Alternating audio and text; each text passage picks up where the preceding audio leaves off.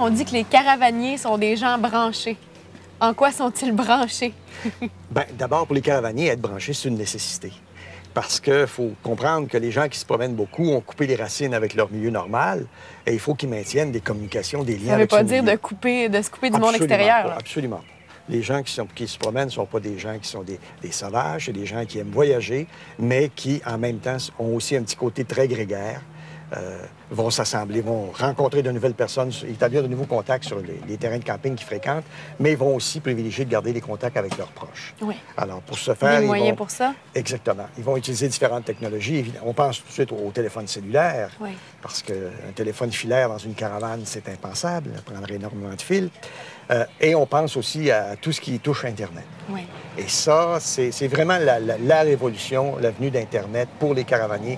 Ça signifie énormément. Puis il y a de plus en plus de campings qui ont un système de communication. D'ailleurs, regardez, là, mon ordinateur est ici, puis je suis sur Internet. On est sur Internet, là. Bon, parce qu'on est sur un terrain de camping qui a un système sans fil qui est offert. Mais les systèmes sans fil ne se retrouvent pas que dans les terrains de camping, on les retrouve à peu près partout. Il y a des haltes routières qui en ont. Aux États-Unis, il y a des state parks qui en ont. Les cafés, il y a des cafés, il y a des McDonald's même qui en ont. Oui. Ce qu'on appelle les relais de camionneurs, les truck stops, en ont. Alors, on peut se brancher à peu près n'importe où. Sans fil, avec une carte qu'on appelle une carte Wi-Fi, une carte qui est un petit radio, ni plus ni moins, qui permet de communiquer directement avec une antenne qui, elle aussi, émet. Et à ce moment-là, on va chercher le signal, on va chercher nos courriels, on envoie nos photos.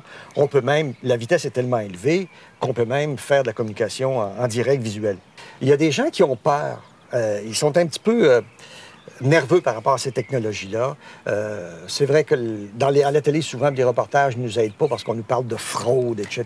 Oui. Il faut se dire que pour qu'il y ait une fraude, quand on est sur un réseau sans fil, c'est un réseau qui est non protégé. Lorsqu'on voyage aux États-Unis, nous, on communique en français. Alors, il faudrait que le pirate qui est branché comprenne ce qu'on écrit, puis comprenne, souvent, lorsqu'il voit que c'est du français, il s'en va chercher un site plus facile parce que, par définition, un voleur va chercher une solution sans problème. Oui.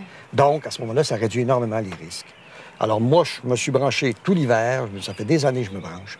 Puis, j'ai jamais été infecté de virus ou de quoi que ce soit. Et mes cartes de crédit, c'est moi qui les emplis, c'est pas les autres. Paul, si les gens veulent plus d'informations sur tous les gadgets électroniques qu'on peut avoir en camping, l'outil, en hein? fait, la référence quand on s'intéresse au camping caravaning, c'est le magazine Camping Caravaning. On étudie à peu près tout ce qui sort comme produit. Et puis, on a une approche orientée vers les gens qui se promènent. Moi-même, j'en suis un à plein temps. Oui. Donc, à ce moment-là... Vous les testez en plus, là, donc vous pouvez en parler. C'est ça. Je pense qu'on est bien informé, mais ça vaut la peine de se brancher puis d'être au courant de ce qui se fait. On ne peut plus s'en passer. Non, moi non plus. Merci beaucoup.